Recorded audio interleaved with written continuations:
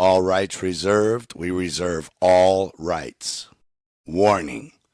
This film contains red pill information. Take the blue pill now and go back to the Matrix, or stick around and go down the rabbit hole to Wonderland. There is no going back.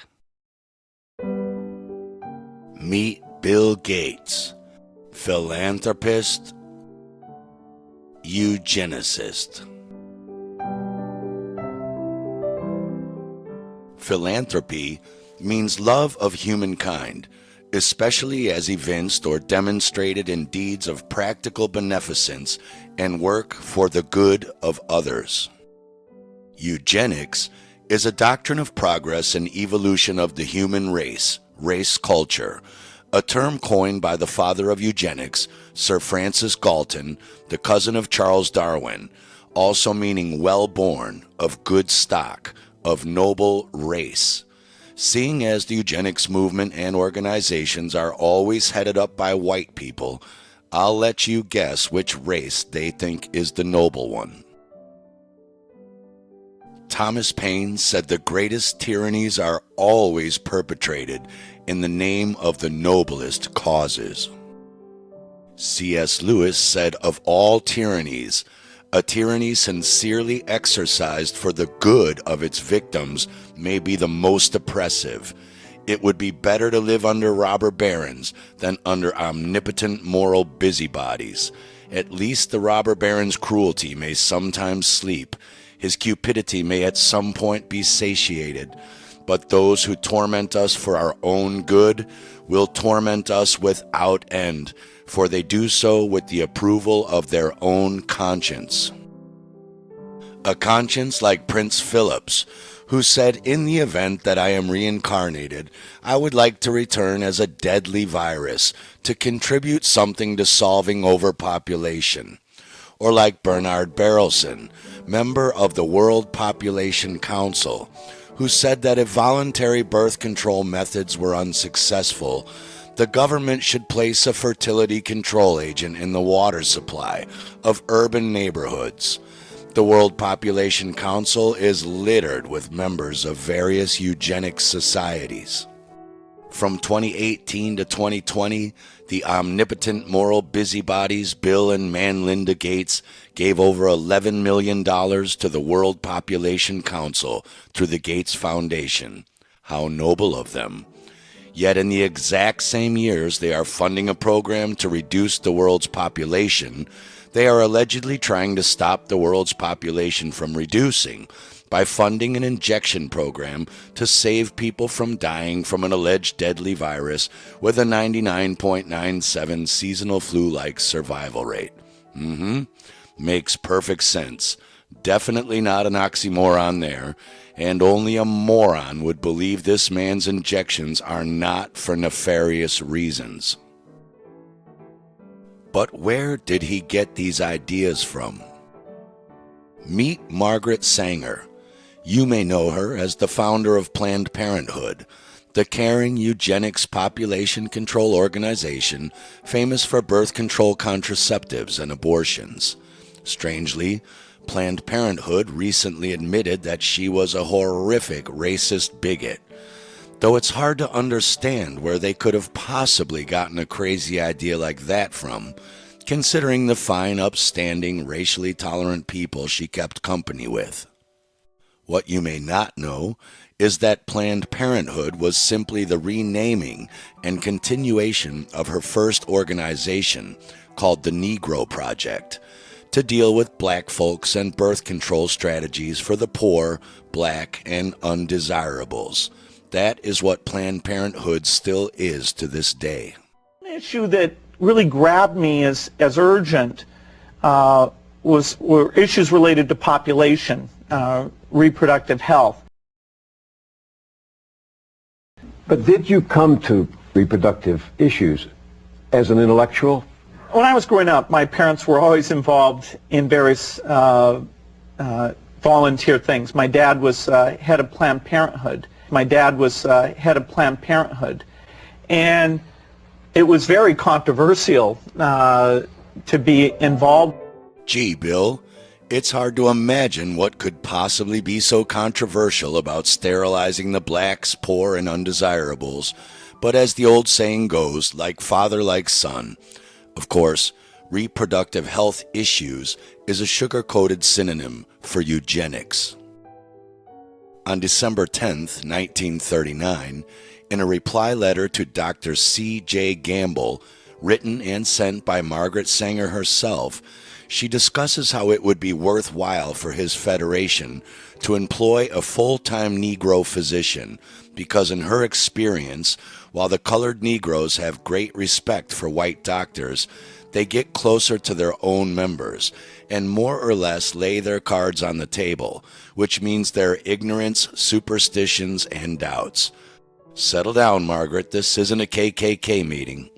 She says they do not do this with the white people, and if we can train the Negro doctor at the clinic, meaning in birth control methods, abortion and sterilization techniques, he can go among the black communities with enthusiasm and with knowledge, which I believe will have far-reaching results among the colored people, meaning depopulation. His success will depend on his personality and his training by us.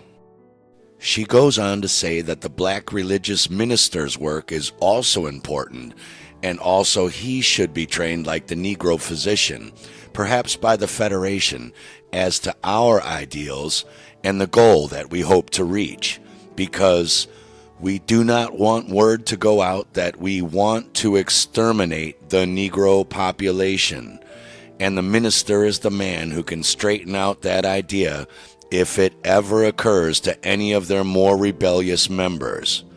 Gee, Margaret, now where would they get that idea from?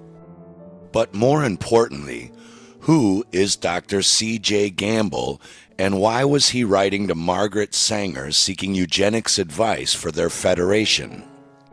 Dr. C.J. Gamble was none other than Dr. Clarence James Gamble, the heir of the Procter & Gamble Soap Company fortune. He was an advocate of birth control and eugenics and founded Pathfinder International. Pathfinder International is based in Watertown, Massachusetts, about 9 miles north of Milton, where Dr. C.J. Gamble lived. They are a global nonprofit organization that focuses on reproductive health issues. That really grabbed me as urgent were issues related to population, reproductive health. But did you come to reproductive issues as an intellectual?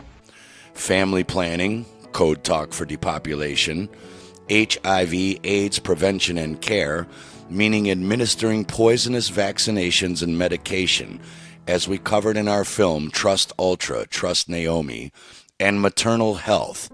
I bet. Right. So what happened was I went into the hospital to have my son. And the next thing I knew, I woke up and I had bandages on my stomach.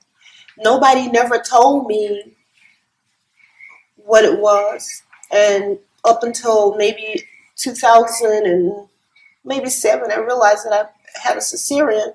And when they went into me, they sterilized me at the same time. Going back before 2007, I got married. I left North Carolina when I was 15, moved to New York. I got married when I was 18, and my husband and I tried to start our own family. Prior to that, I kept getting sick. I kept hemorrhaging. I kept falling out, passing out, and I kept going into the hospital. And anyway, the doctor told me that I had been butchered. It did not register to me what she meant until I was referred to another doctor to see if he could, reverse the sterilization procedure that they had did on me.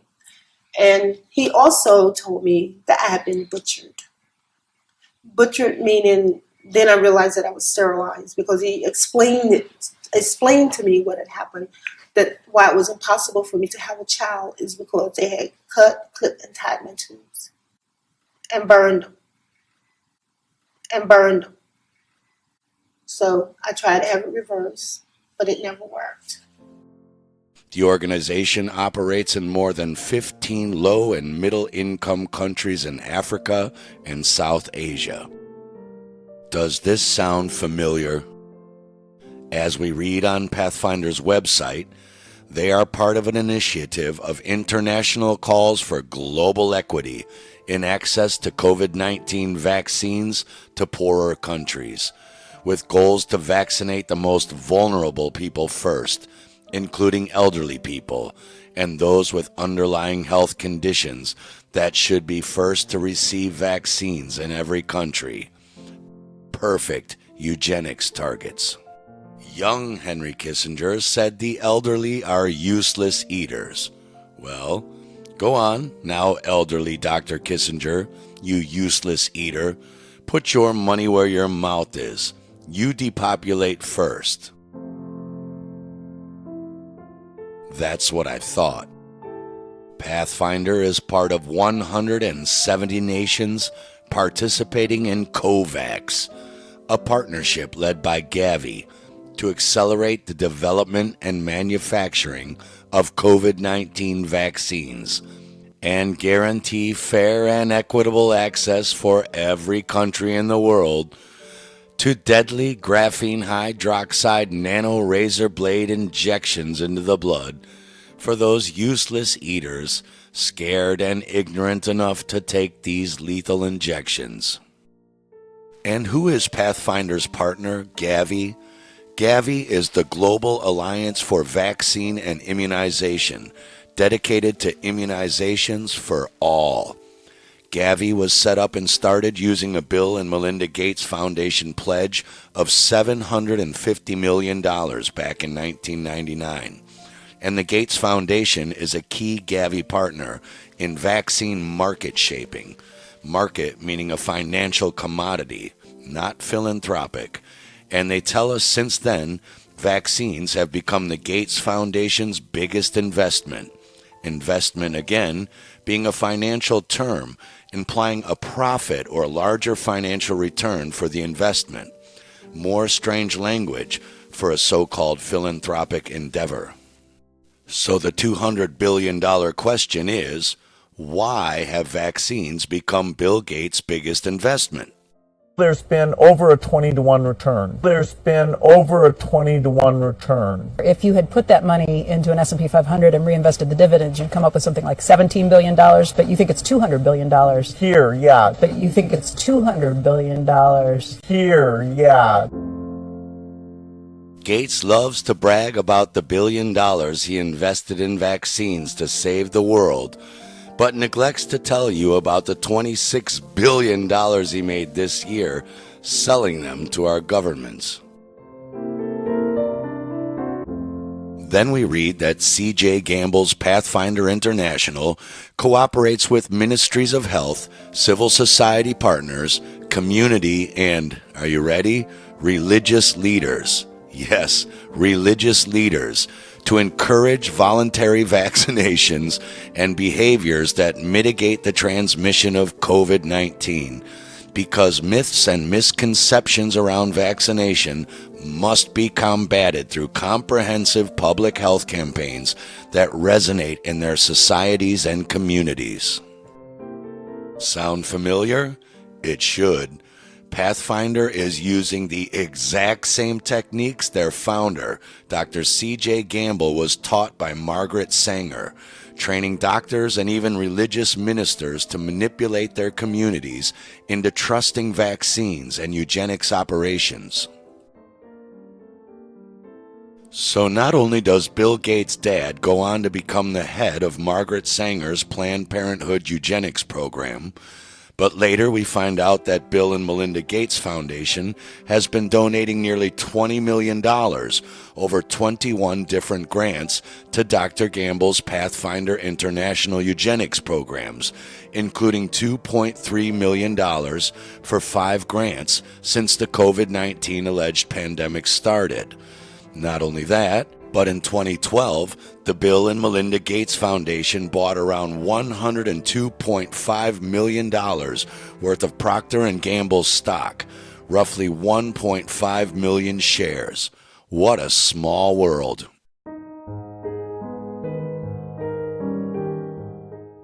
Incredibly, Pathfinder's own website states, "We thought it necessary to look at our organization's origins and in particular at our late founder's connections to the eugenics movement of his time. That review has confirmed Gamble's undeniable involvement in the practice of eugenics through the first half of the 20th century and coinciding with the founding of Pathfinder. Into the 1960s, his racially biased and unscientific beliefs clearly influenced his work in the U.S. and other countries and were manifest in his efforts to limit or reduce birth rates in certain communities, regardless of whether or not the people in those communities expressed consent with his methods. Though Gamble died in 1966, the influence of his beliefs could be traced to Pathfinder's work into the 1970s under the banner of population control, a euphemism adopted by governments and family planning organizations at the time. Governments? On May 20th, 2009, ABC News reported on the meeting of a billionaire club in a bid to curb overpopulation, which called themselves the Good Club, who agreed that overpopulation was a priority. You know, the Good Club, killing off people for the welfare of future humanity. Or as Albert Camus said, the welfare of the people in particular has always been the alibi of tyrants, and it provides the further advantage of giving the servants of tyranny a good conscience. So who is in this club of good tyrants? The Guardian tells us the Good Club held their first highly secretive meeting in the heart of New York City. What could be so highly secretive about saving the world? Shouldn't that be of public interest and benefit? To no surprise, the names of some of the members are familiar figures and known advocates of population control and eugenics: Bill Gates, George Soros, Warren Buffett, David Rockefeller, and Ted Turner. On October 8, 1973, the New York Times quoted Ted Turner, a member of the depopulation think tank, the Club of Rome, itself the founder of the eugenics program now known as UN Agenda 21, "The social experiment in China under Chairman Mao's leadership is one of the most important and successful in human history." In 1996, Turner said, "The total population of 250 to 300 million is ideal. That means a reduction of 95% from present levels would be even more ideal. Anyone who abhors the China one-child policy is a dum-dum."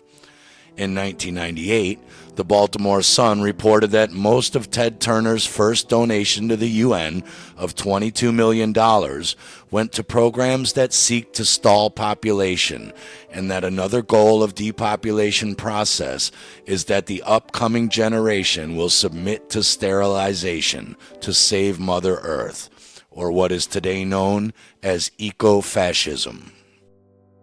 Ironically, Ted Turner, the advocate for China's one-child policy, is the father of 7 children, whose names he doesn't want you to know. According to Ted's own words, he must be a dum-dum.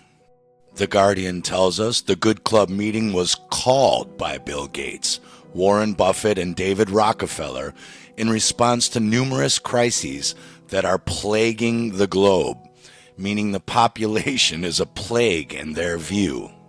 Yet, like Turner, Warren Buffett has 6 siblings and 3 children, and David Rockefeller has 6 siblings and 6 children of his own. Are these people qualified to be lecturing us about population control? The Good Club member with 6 kids of his own tells us the negative impact of population growth on all of our planetary ecosystems is becoming appallingly evident. So now we're getting a planetary ecosystem lecture by the heir to the massively planetary polluting Standard Oil Company, whose family members not only created and promoted the massive environmentally poisoning company Monsanto, but also sat on the board of Monsanto as the director. and also just started an international petrochemical company group in March of 2019, an industry itself responsible for 55% of the world's throwaway plastic waste and responsible for 80% of the world's atmospheric particulate poisoning, and is directly responsible for toxemia poisoning diseases from those chemicals like microencephaly that they always conveniently blame on make-believe viruses like Zika. But these eco-fascist hypocrites say that you and I are the danger to the earth, not the toxic crap that their own industries are spewing into our ground, air, and water. This is what eco-fascist billionaires do, only they call it philanthropy. Yes, but look at all of these poor third world countries, filling our rivers and oceans with plastic garbage and ruining the environment. Well, who exactly manufactured and sold it to them? I don't own a billion-dollar petrochemical bottling company. Do you? Here's an idea. Screw your shareholder quarterly profit gains and third world emerging market shares and stop making and selling them all of that crap then. Environmental problem solved. Nah, we'll just sterilize and kill them all instead.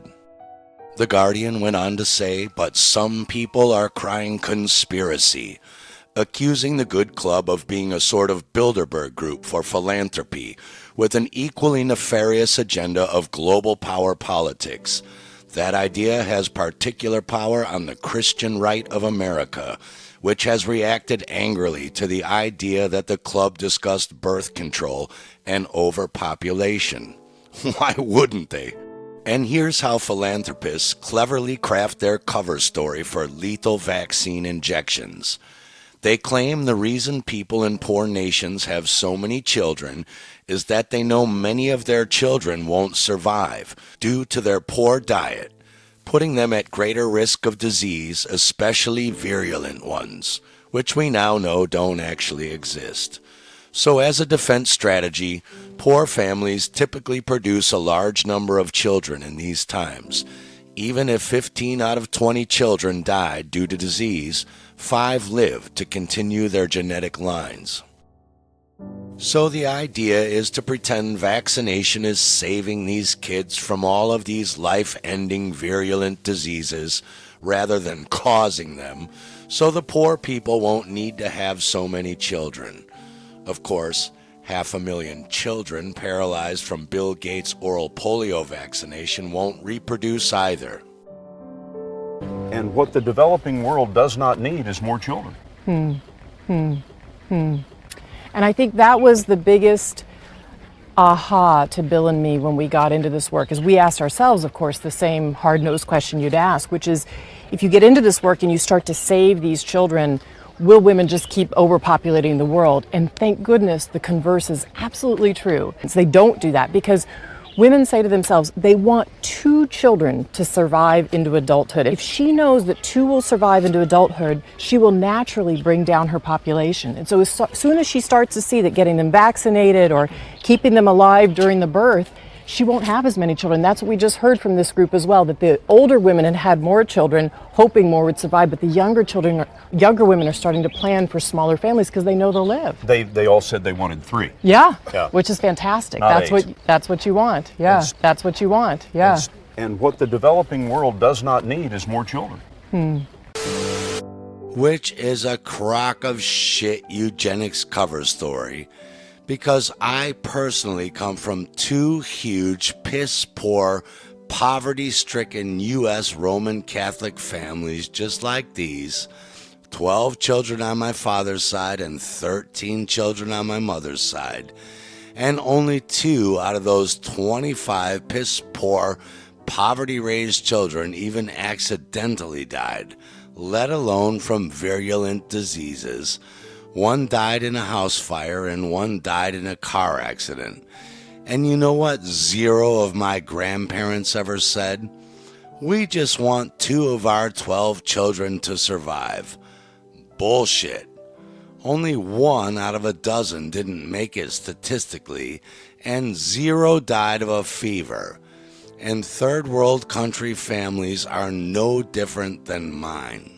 Unless some do-gooder billionaire bitch thinks 13 black people in the middle of the jungle magically consume more resources than 13 whiteys in a U.S. suburb.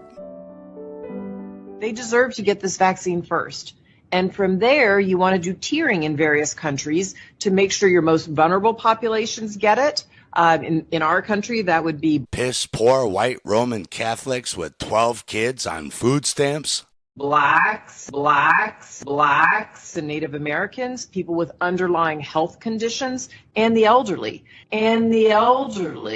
Whose average age of death has always been 80 years old worldwide every year, 2 years younger than the average alleged coronavirus death ages.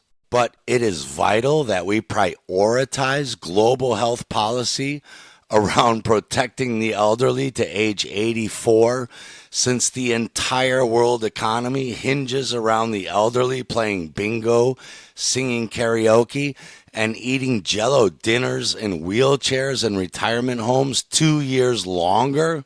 And so we need to look at as a globe, and we're involved with many European leaders and African leaders and others in Southeast Asia to make sure there's a purchasing fund that can pull that vaccine through when it's available and get it out in wide-scale distribution. So we'll have to prepare for the next one.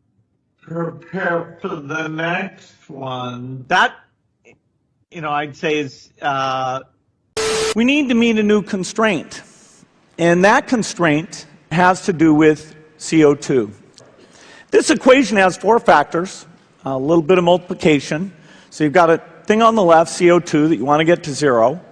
And that's going to be based on the number of people, the services each person's using on average, the energy on average for each service, and the CO2 being put out per unit of energy. Get it through your head.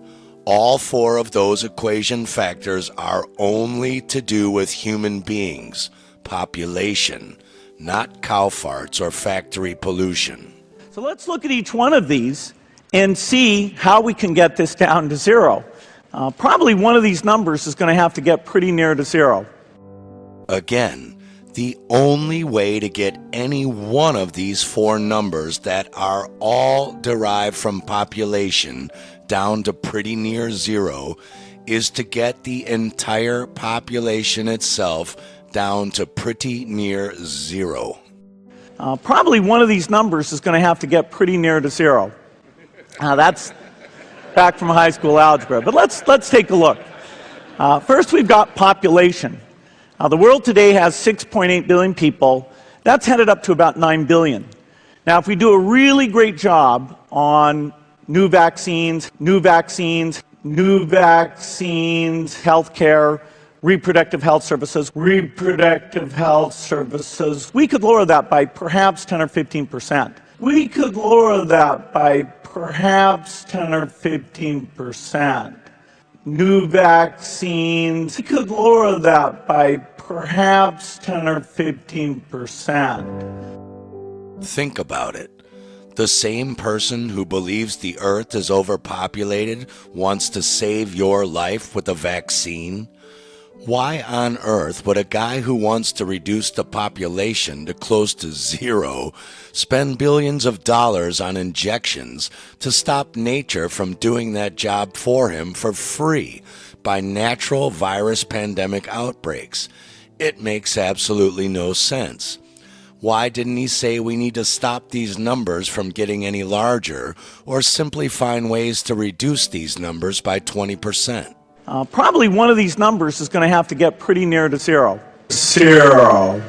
And if 80% of these poor third world children all die anyway of alleged virulent diseases, then how is the earth so overpopulated? Because nobody is really dying from make-believe viruses, and that's what bothers Bill and Melinda Gates. It's all a bullshit philanthropist cover story for eugenics. But Who is Bill Gates, really? The cover story goes like this.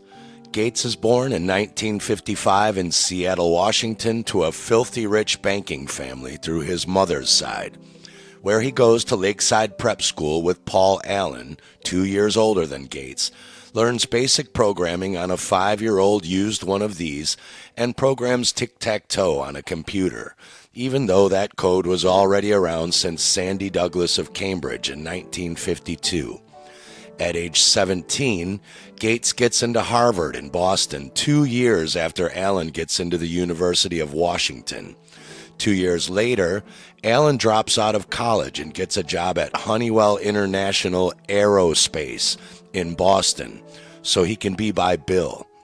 Then, he convinces Bill to drop out of Harvard after 2 years himself at only age 20 and come join him briefly at Honeywell, from where they both quit and go start Microsoft in Albuquerque, New Mexico, out in the middle of nowhere, miles away from either of their connections or comfort zones, where neither of them have any contacts.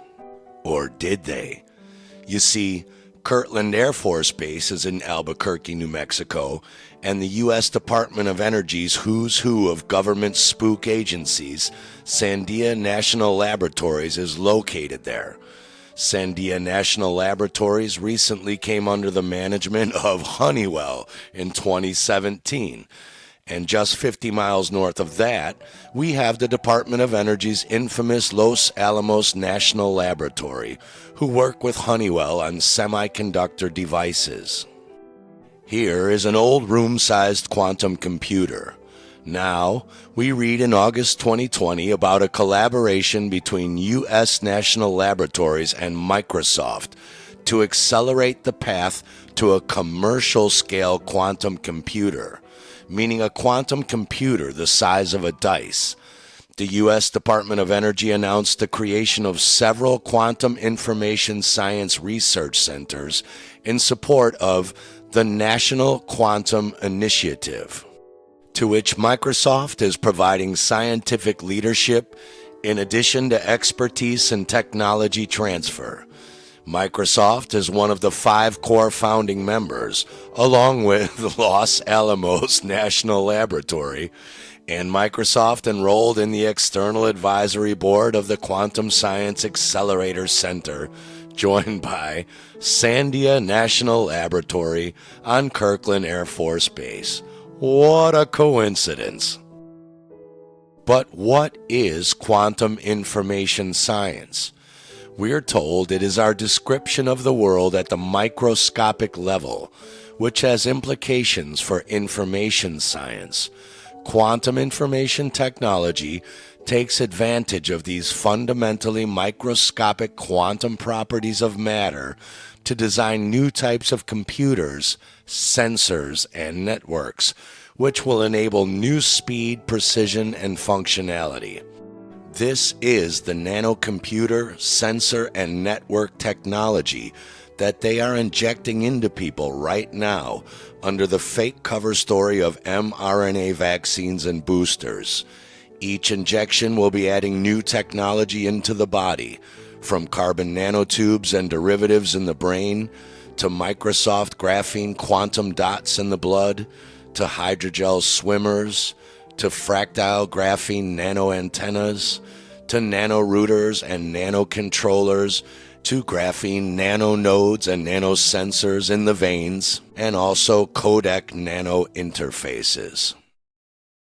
Basically, the exact new technology needed to set up the 5G smart grid and smart cities, the Internet of Things, and the nanobiometric computer tracking systems inside of human hosts that will be needed for the Fourth Industrial Revolution or Great Reset and the emerging surveillance capitalism markets being put into place under the guise of the COVID Trojan horse, creating the new digital transhuman man.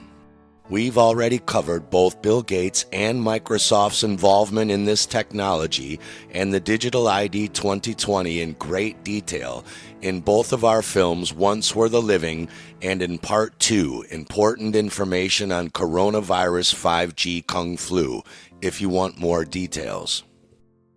The National Quantum Initiative Act, which allows the Department of Energy to set up this surveillance capital system and fast-track the legality of this technology, was signed into law by President Donald Trump on December 2018. Q clearance is the United States Department of Energy's security clearance required to access top-secret restricted data in this subject, but that's none of my business. In fact, Trump gave $1.16 billion of U.S. taxpayer money to Bill Gates through Gavi and Pfizer to get this technology into your bloodstream. Trust the plan. Now you know why they won't tell you what the plan is. You know what? I believe totally in your freedoms. I do. Bree, you got to do what you have to do. But I recommend take the vaccines. I did it. It's good. Take the vaccines. But no, that's okay. That's all right. You got your freedoms. But I happen to take the vaccine. If it doesn't work, you'll be the first to know. And look, I guess in a certain way, I'm the father of the vaccine because I was the one that pushed it. You know, to get it done in less than 9 months was a miracle. Fauci said it would take 3 to 5 years. He thought it was something that just wouldn't be that effective because it would take so long to get. I pushed the FDA like they have never been pushed before. I wouldn't exactly say they're in love with me. I pushed them like they've never been pushed before, and that's why we have it. When they did the pause on Johnson & Johnson, I thought that was a very, very stupid thing to do. Let's take a deeper look at this phantom government secret agent spook, Bill Gates. The first blatant giveaway is that William Henry Gates III calls himself Trey, a nickname for three, the third William Henry Gates in his male lineage, which makes his father, William Henry Gates Sr., born in 1925, the second. So far, so good. Which makes his father, Bill Gates' grandfather, born in 1891, the very first William Henry Gates in the family lineage. But now we have a problem, because it turns out his father, born in 1860, is also William Henry Gates I. We see his father is Joseph Stanton Gates, so he is truly the first William Henry Gates. So the pear-shaped Microsoft mathematical genius with no Adam's apple can't even count to 4? Let's get an expert's second opinion. Count us off. Ah, that's one. One bat. Two bats. Three fabulous flyers. What? Nothing? Where's the confetti? Where's the balloons? Isn't 3 the number of the day? Oh, we're not finished counting. Ha ha. 1, 2, 3, 4 all together. The number of the day is 4. You see, only a biological son can carry on the male lineage name, not a daughter.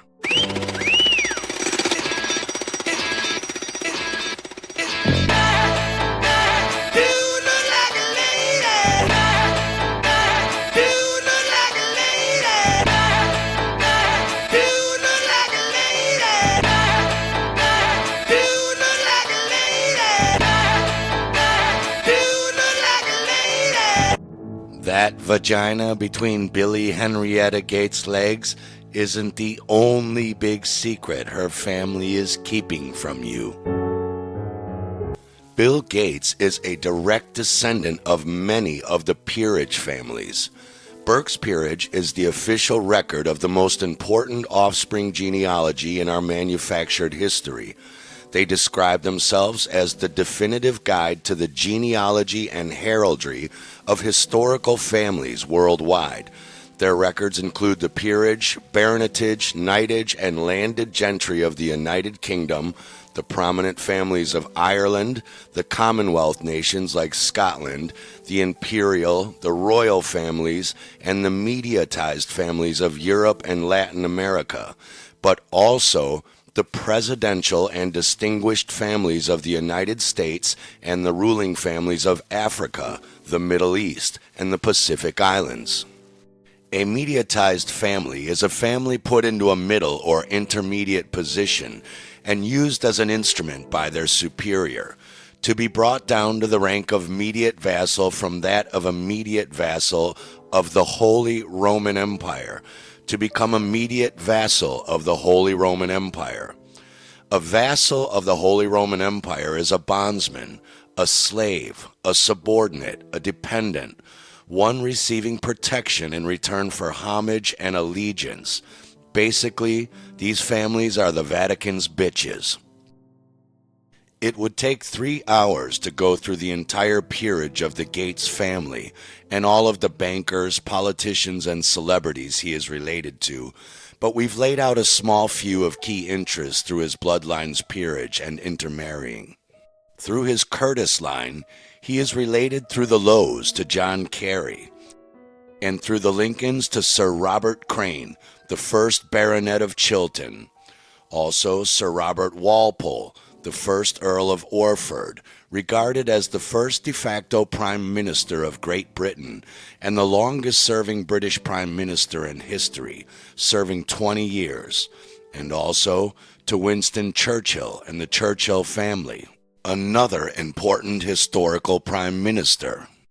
Through his Curtis Palmer line, he is related to Sir Charles Palmer, the first Baronet, the coal coke fuel mogul, shipping magnate, and later the director of the Suez Canal.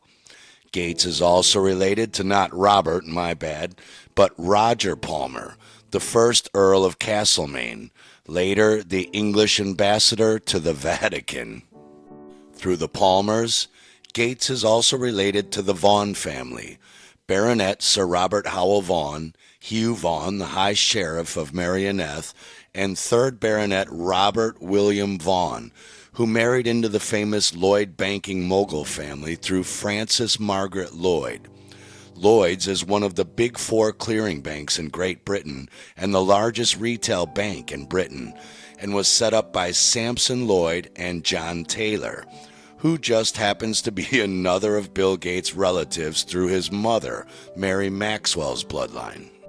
Through the Gibbs line, Bill is related to Henry Hucks Gibbs, the first Baron of Aldenham and the governor of the Bank of England in 1870.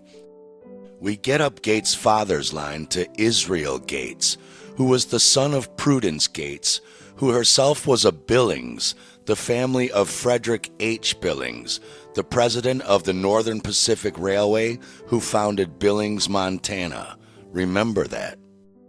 Israel Gates' father is Ensign Simon Gates, himself the son of Mary Gates Forbes.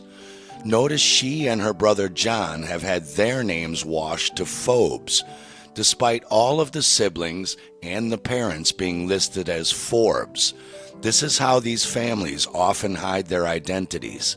She was the daughter of Deacon Caleb Forbes, who was the son of Colonel John Forbes, whose mother Christian was a Barclay, from the English banking Barclays dynasty. The Forbes family is one of the wealthy Boston Brahmin families that got their fortune from trading opium and tea between North America and China. China. And is the family that John Forbes Carey comes from.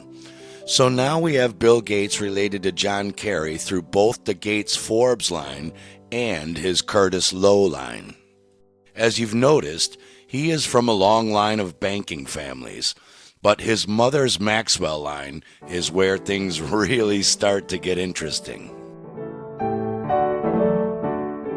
Gates has distant ties through his Dutch Maxwell Phillips line to the Bush family, which could be an entire film in itself, but for time's sake we want to go look at his other Maxwell lines. Back to the Taylor line, where we saw him connected to John Taylor of Lloyd's Bank.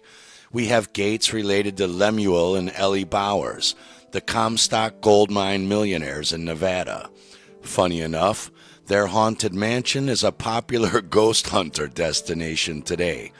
Eiley did crystal ball readings and seances and converted to Mormonism, which is interesting because the founder of the Mormon Church, Joseph Smith Jr., is the son of Lucy Smith, the daughter of Lydia Mack, who just happens to be the daughter of Daniel Gates Jr. and Lydia Gates. And that Bowers family traces down to Samuel Bowers, the founder and imperial wizard of the White Knights of the Ku Klux Klan. Sit down, Margaret. The Maxwell Taylor Bowers bloodline also gets us to the Reverend Frederick Taylor Gates. The fact checkers are correct in saying that Frederick Taylor Gates is not Bill Gates' grandfather through either his father or his mother's immediate line. What they are either hiding or unaware of is that they are nonetheless related through the Taylor Bowers lineage and have once again married into other parts of the Gates peerage lineage. This time through Frederick Taylor Gates' mother, Nee Bowers, or Sarah Jane Gates Bowers. Wikipedia admits Gates was the son of Sarah Jane Nee Bowers Gates. Frederick Taylor Gates was the principal business and philanthropic advisor to the major industrialist John D. Rockefeller. We now know what billionaire philanthropy really is. And remember, John's son David is a member of the Good Club with Bill Gates.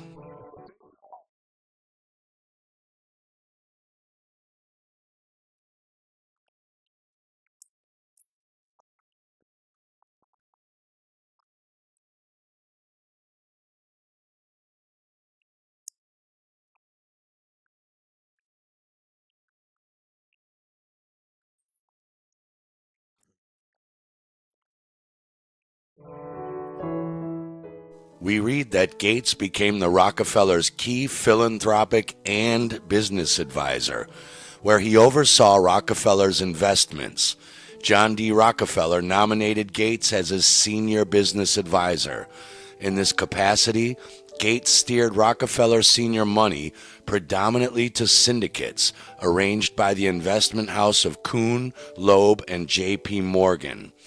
Although Gates is recognized today as a philanthropic advisor, Rockefeller himself regarded Gates as the greatest businessman he had encountered in his life, skipping such prominent figures of the time as Henry Ford, Andrew Carnegie, and even himself. By now, most of us know the story of Rockefeller and Carnegie turning healthcare and medicine into capitalism, creating the monstrous disaster known as allopathic medicine in America, meaning blaming fake viruses and blaming our janitorial bacteria for disease, suppressing bodily detox healing systems with lifelong toxic prescription petrochemical drugs, rather than curing the real psychological, mineral deficiency, and toxemia causes of disease, and how they literally destroyed naturopathic and homeopathic medicine by going after any doctors who wouldn't take their quack allopathic, state-licensed medical educations and degrees. You can read the Flexner Report for more details. Not that you can ever trust Wikipedia, but they make a startling claim here. They say although Rockefeller himself believed in folk medicine, meaning naturopathic and homeopathic plant medicine and therapies, the billionaire listened to his experts, and that it was Gates who convinced him that he could have the greatest impact by modernizing medicine, especially by reforming medical education, sponsoring pharmaceutical research to identify cures, and systematically eradicating debilitating diseases through pharmaceuticals. In 1901, it was Gates who designed the Rockefeller Institute for Medical Research, of which he was the board president. You might be asking yourself, How was a religious Baptist minister turned oil financial businessman qualified to start and manage an institute for medical research? He wasn't. And we have the exact same problem again today, when in 2017, the morons at Politico named Bill Gates as the world's most powerful doctor. Except he's not a doctor. He's a computer software mogul turned vaccine investment businessman. Meet the world's most tasty watermelon, pizza. This history is important because it was Frederick Taylor Gates' son, Frederick Lamont Gates, who was the doctor at Fort Riley, Kansas in 1917, giving the camp 3 injections in 3 weeks of a highly toxic experimental bacterial meningitis vaccine, contributing toward the sickness and death they later called the Spanish flu. The fact-checkers even add that his father, Reverend Frederick Taylor Gates, also participated in the meningitis vaccination process, and that Gates Rockefeller Institute for Medical Research carried out a large-scale bacterial meningitis vaccination on the whole U.S. Army in 1918, supervised by Frederick L. Gates. We've already covered in great detail at the end of our film, Biochemistry Debunks Corona, how the endless vaccines and boosters killed only the vaccinated in 1918, and how the public was conned into believing that the returning soldiers who were sick and dying from the Army vaccination program were contagious, so the public needed to be vaccinated to protect them from catching the soldiers' fake Spanish flu virus. And you can pause and read these 2 screens as well for more information. It will take too long to go over that information again here. Just know that Bill Gates' relatives were doing the exact same thing back then that Bill Gates is doing himself again today. If you're wondering how 20 to 50 million people died back in 1918, practically the entire population had been injected with up to 12 different toxic shots and booster serum variations, while the poor soldiers were all given 14 to 25 shots and booster variations. If you think these crazies are going to do any less than that to you today with their endless variant scare stories and boosters, then you simply don't understand how Bill Gates intends to make $200 billion profit off of injecting you. So far, he's only made $26 billion off of 2 shots and 1 booster. Where do you think the other $174 billion are going to come from, if not endless variant boosters? They're already making up Delmicron, a super strain hybrid between Delta and Omicron. There's been over a 20-to-1 return. If you had put that money into an S&P 500 and reinvested the dividends, you'd come up with something like $17 billion, but you think it's $200 billion. Here, yeah. Never forget, money is a secondary motivation for these people. Depopulation is always the goal of these eugenics-driven philanthropists, which leads us back to the Maxwells. Bill Gates' mother is Mary Maxwell Gates. Through her father's bloodline, Gates traces back to the Burke's peerage relatives of James Clerk Maxwell, known for Maxwell's equations and inventing the theory of electromagnetic radiation, the first theory to describe electricity. Here, we have another Department of Energy connection for Gates, and Maxwell's equations are vital for developing the nanomagnetic technology necessary for the bioelectric sensors and energy harvesters that will interact with the nanotechnology in the vaccine injections, which may just be a coincidence. Speaking of coincidence, the self-proclaimed father of this rushed vaccine technology had an MIT electrical engineering and radiation physicist uncle, John George Trump, whose daughter Karen Trump left New Hampshire, moved to Los Alamos, New Mexico, and married the MIT physicist John Charles Ingraham, who works at Los Alamos National Laboratory. Isn't it a small world, though? Gates' mother was a school teacher with a bachelor's degree in education. Somehow, she became the first female president of King County's United Way, once the largest nonprofit organization in the U.S., where she served with IBM's CEO John Opel, who released IBM's first personal computer. Yes, that one. King County itself is named after William R. King, former U.S. diplomat, senator, and vice president. Gates then becomes the first woman to sit on the board of directors for First Interstate Bank, the 8th largest banking company in the U.S. and now Wells Fargo.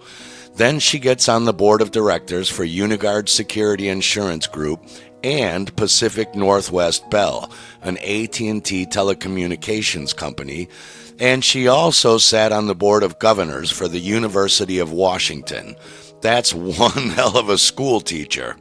How was she qualified, and how did a woman rise to such positions back in the pre-feminist era?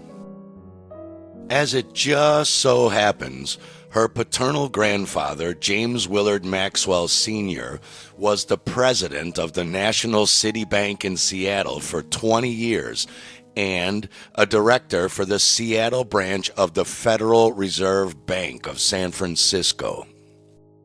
Not only that, but his son, James Willard Maxwell Jr., Mary's father and Bill Gates' grandfather, was himself a prominent banker in Lincoln, Nebraska, who later moved to King County, Washington.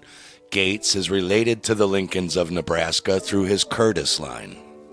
Not only that, but the first interstate bank that Gates' mother sat on the board of directors for has its origins and headquarters in Billings, Montana. Bill Gates is related to the Billings family of Montana through his father's side. What is also interesting about Mary Gates' father being a prominent Lincoln, Nebraska banker, and Mary herself being president of the United Way in King County and sitting on the board of directors of First Interstate Bank System, is that one of the original banks in First Interstate Bank System belonged to Charles Henry King, who was a major business mogul and banker from Omaha, Nebraska, 35 miles from Mary's father in Lincoln. Charles Henry King was a Freemason and the grandfather of President Gerald Ford, and Bill Gates just happens to be related to both of them through his father's Gates bloodline. Through Mary Gates Maxwell's mother's line, Bill's grandmother was Adele Maxwell Thompson. His great-grandmother was Ida Thompson, whose sister, Bill's great-aunt, was Fleda Bella Moak, the wife of Gaston Moak, who emigrated from the Swiss banking capital Bern, Switzerland, to Montesano, Washington, as you do, about 70 miles from where Bill grew up.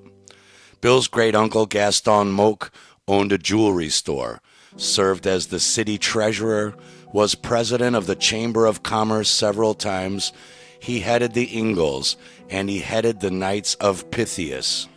I repeat, he wasn't just a member, he headed the Knights of Pythias.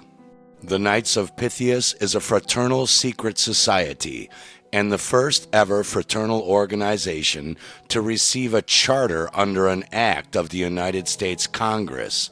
And here's why you've never heard of them. Why is that, ladies?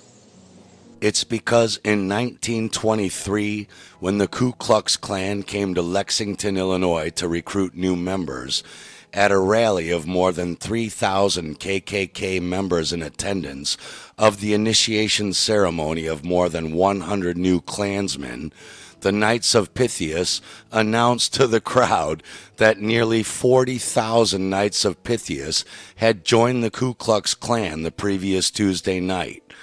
By November of that year, the Knights of Pythias's newspaper column in the local Lexington Unit Journal newspaper estimated that 80% of their members were also Klansmen, and that 60% of the local KKK were members of the Knights of Pythias.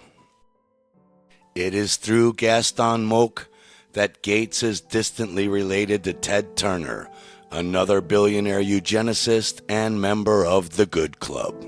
Brother Ted Turner on the cover. Ted, where you at? And now for your million-dollar question. Is the conspiracy theory true? Are Bill Gates and Ghislaine Maxwell first cousins? That answer is easily proven as no. The fact checkers at Reuters are this time correct. They are not first cousins.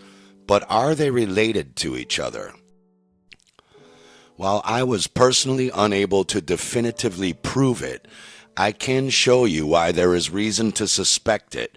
Ghislaine Maxwell's father, Sir Robert Maxwell, was the infamous British media proprietor, former member of parliament, Israeli spy, and fraudster. He was knighted nonetheless. But that is not his real name. His real name is Jan Ludwig Hyman Benjamin Hoch, or Hosh. Very similar but different Ashkenazi meanings to Mok and Blok. The first weird thing we notice is that Robert Maxwell, aka Jan Ludwig Hoch, had a brother also named Jan Ludwig Hoch. Who the hell gives two of their sons the exact same name? The second thing we notice is that Maxwell's genealogy page was just updated a month ago, December 3rd, 2021, by Sam Katz. Why? The third thing we notice is that a man allegedly born in the Ukraine, who lived and was knighted in England and died in the Canary Islands, was buried on Mount Olive, Israel, in Jerusalem. What? The last strange thing is that you don't get buried on Mount Olive unless you are an important bloodline. Yet this knighted important man's father, Meckel Hoch, is the last known lineage of Robert Maxwell. We know nothing about who his mother and father are. Then how do we know he is who we are told he is? What did Simon Goodman do on July 16, 2019, when he updated Maxwell's father's genealogy? He obviously scrubbed it. But when we take Ghislaine Maxwell's mother, Robert Maxwell's wife, Jeannie Maxwell Maynard, back through her genealogy, her Maynard family line origins mysteriously stop and disappear with Jacques Maynard from Vaucluse, France, only 39 miles from where Gates' great-uncle Gaston Moch is from in Bern, Switzerland. Of all the places in this great big world, what are the odds? Later, we find out that Robert Maxwell's daughter Isabel, Ghislaine Maxwell's sister, speaking here at Klaus Schwab's World Economic Forum, was married to Dale Gerasi, the son of the scientist credited with creating the eugenics birth control pill. Probably just a coincidence.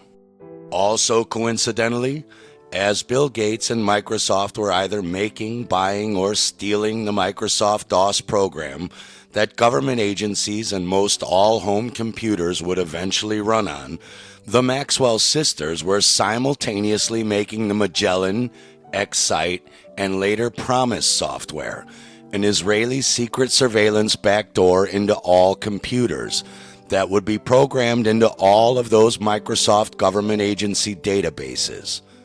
But just because their father was a spy and a fraudster doesn't mean his daughters who were making computer spyware were spies, right? The number of the day is 4.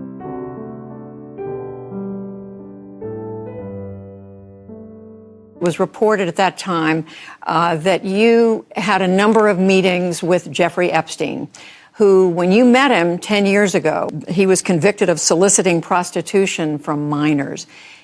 What did you know about him when you were meeting with him, as you've said yourself, in the hopes of raising money? I had dinners with him. I regret doing that. He had relationships with people he said, would give to global health, which is a interest I have. Not nearly enough philanthropy goes in that direction. Those meetings were a mistake. They didn't result in... such good memories. Those meetings on Epstein Island resulted in something that Gates still refuses to talk about. What he purported, and I cut them off. That goes back a long time ago now. There's So there's nothing new on that. It was reported that you continue to meet with him over several years, and that, in other words, a number of meetings. What did you do when you found out about his background? Well, I've said I regretted having those dinners, and there's absolutely nothing new on that. Is there a lesson for you, for anyone else looking at this? Well, he's dead, so in general, you always have to be careful. I'm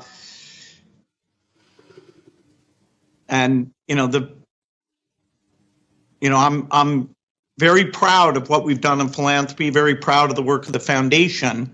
That's what I get up every day and focus on. Well, that was awkward.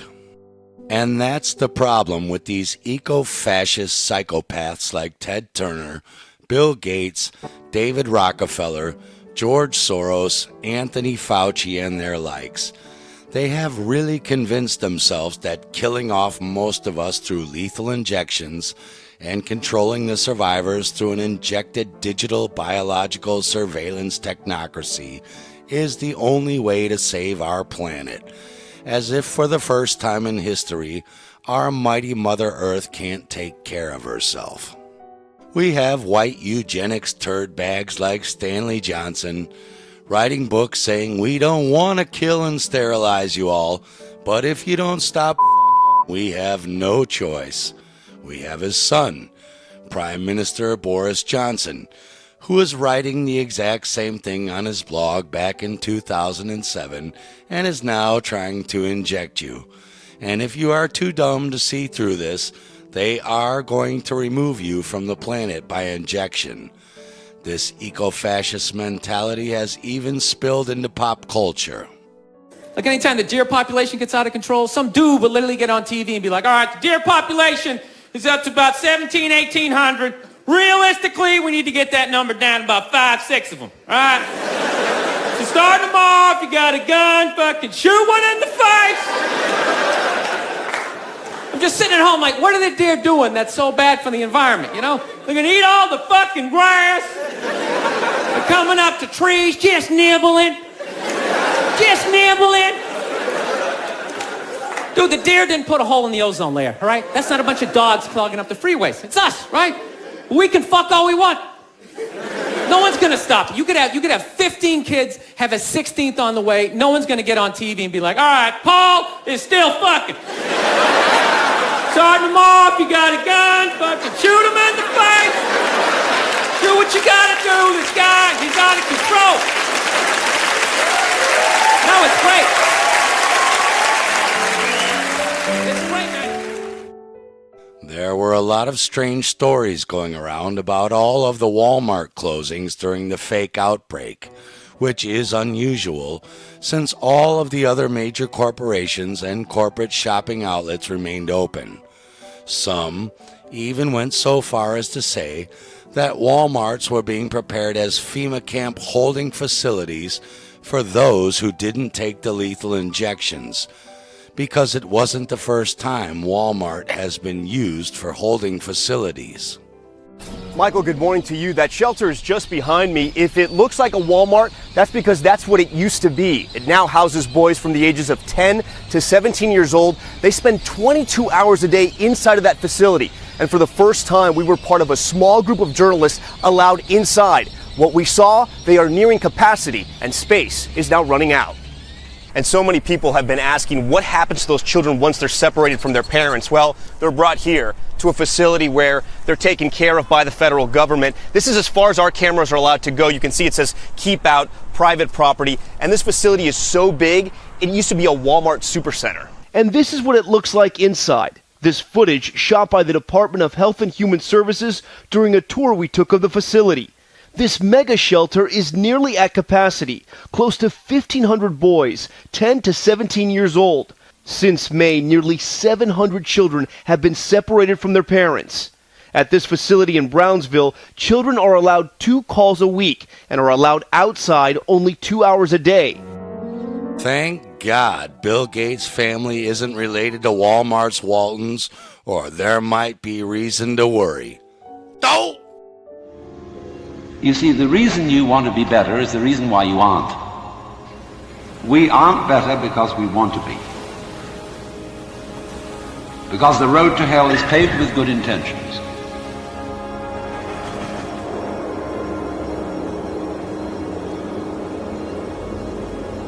Because all the do-gooders in the world, whether they're doing good for others or doing it for themselves, are troublemakers.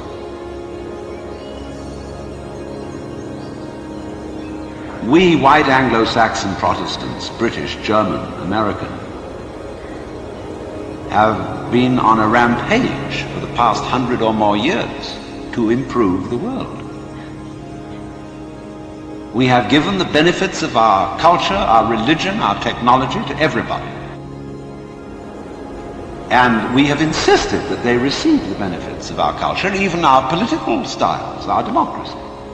And having conferred these blessings all over the place, we wonder why everybody hates us. See, because sometimes doing good to others, and even doing good to oneself, is amazingly destructive. Because it's full of conceit. How do you know what's good for other people? How do you know what's good for you? If you say you want to improve, then you ought to know what's good for you. But obviously you don't. Because if you did, you would be improved. So we don't know.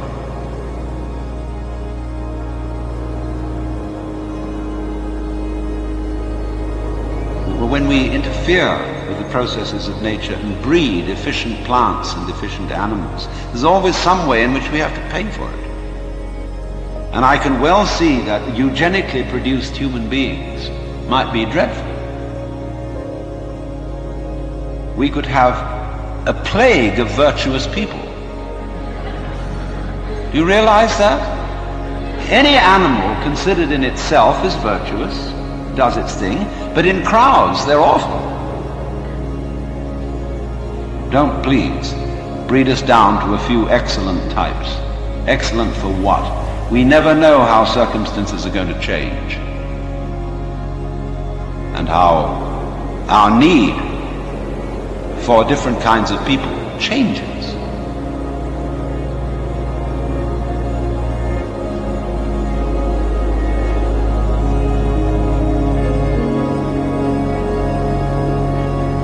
So you see, here again, the problem comes out in genetics.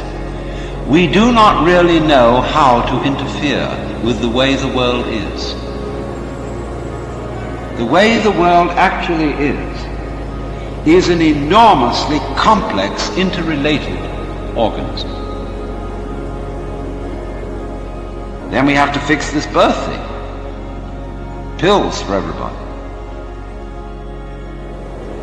We don't know. And what seems a good thing today, or yesterday, like DDT, turns out tomorrow to have been a disaster. So therefore, beware of virtue.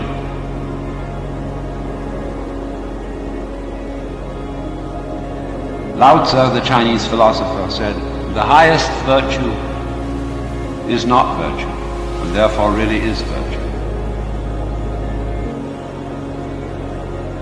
And they usually create trouble. Because more diabolical things are done in the name of righteousness.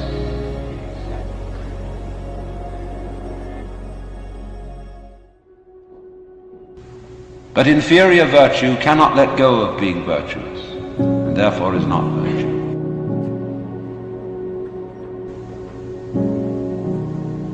Translated in more of a periphrastic way, the highest virtue is not conscious of itself as virtue, and therefore really is virtue. Lower virtue is so self-conscious that it's not virtue. In other words, when you breathe, you don't congratulate yourself on being virtuous. But breathing is a great virtue. It's living. When you come out with beautiful eyes, blue or brown or green as the case may be, You don't congratulate yourself for having grown one of the most fabulous jewels on earth. So it's just eyes.